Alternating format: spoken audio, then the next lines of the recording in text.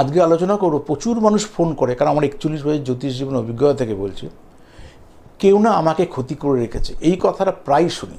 যদি সত্যি মনে করেন আপনার জীবনে কেউ ক্ষতি করে রেখেছে, আপনার ক্ষতি হচ্ছে পরিবারের, তাহলে কি করবেন? আমাদের আশেপাশে বা আপনাদের আশেপাশে মায়ের মন্দির আর বারের ঠাকুরের মন্দির একত্রে আছে, এরম কোনো মন্দিরে 21টা শনিবার গিয়ে যত ভোরে পাবেন 5টা থেকে 6টার মধ্যে গিয়ে আপনি আপনার মনোবাসনা বলে পুজো দিন। সাথে নেবেন 5টা ধূপকাঠি, 5 প্যাকেট নয়, 5টা ধূপকাঠি, একটা কর্পূরদানি আর একটা মোমবাতি অথবা প্রদীপ। প্রদীপটা যেন ঘিয়ের প্রদীপ হয়। তাহলে বাবাকে মাকে দেখালেন, দেখি মনোবাসনা বললেন, ওনাকে যা ক্ষমতা অনুসারে প্রণামী দিলেন, দিয়ে ধূপদানি দেখিয়ে ধূপকাঠিটা মাটিতে পুঁতে চলে আসবেন। ব্যাক করে আর পেছন দিকে তাকাবেন না, যেখান থেকে গেছিলেন সেখানেই ফিরে আসবেন।